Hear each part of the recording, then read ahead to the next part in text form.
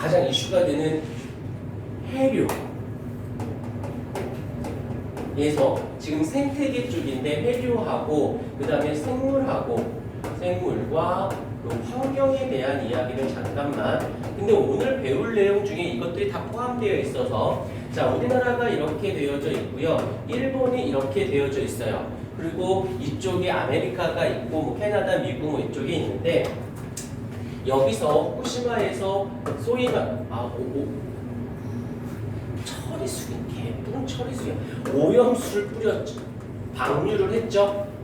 그러면 이쪽 적도지방에서 올라오는 해류가 뭐냐면 쿠로시오 해류라는 애가 올라와요.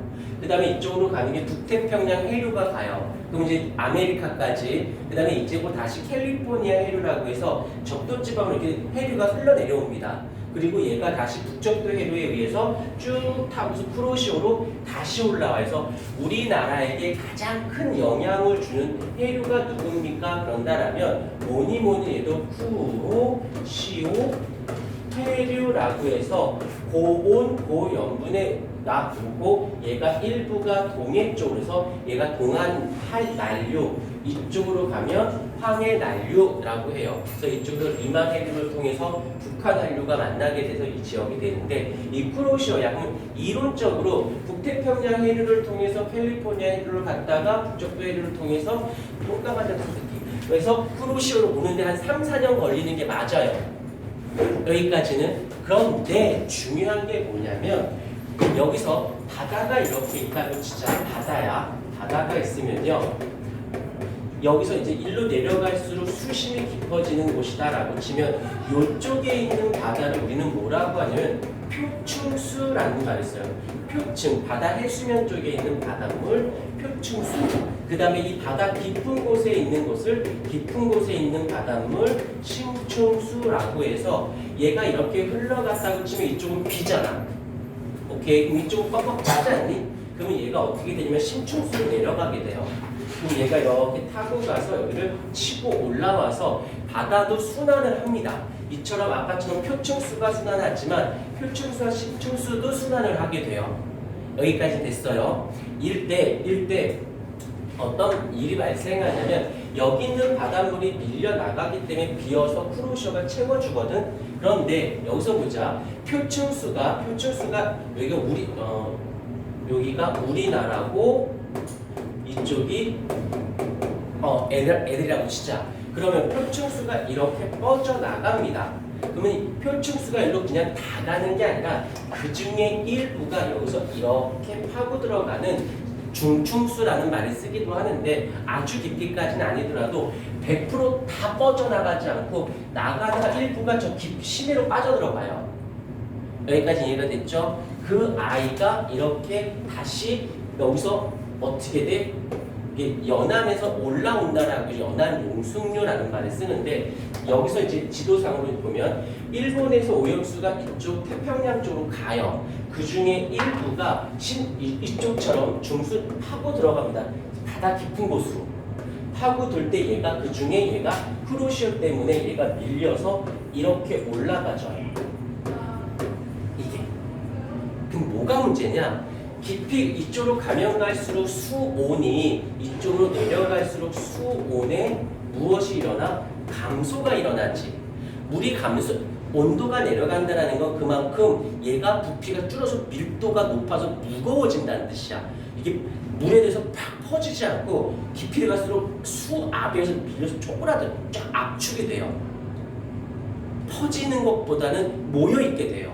그 아이가 이렇게 요게 짧게는 5개월에서 길게는 7개월 사이에 요 심층수, 보통 아주 깊은 건 심층수, 중간은 중층수라고 하는데 요게 방류가 되면 5개월에서 7개월 사이에는 우리나라 해안으로 다 들어옵니다. 이게 무서운 것 같지? 이게 더 무서운 애야. 응집돼서 올라오잖아. 퍼지면서. 응집돼서 눈을 쫙. 삼중수소 이런 거. 삼중수소가 뭔지 아니? 삼중수소가 1-3을 삼중수소라고 해.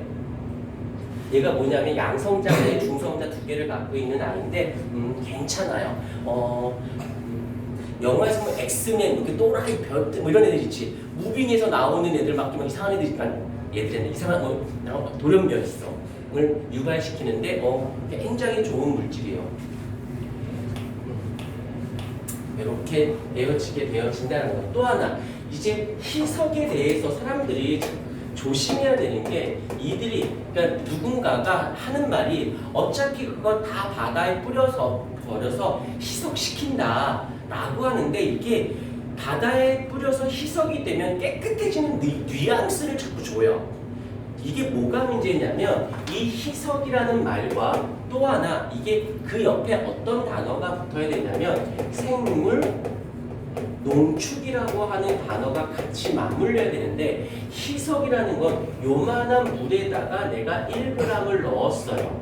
그런데 바다에다 넣게 되면 이따시만한 즉 여기에 100g이 있다면 진짜 근데 여기는 1톤이야.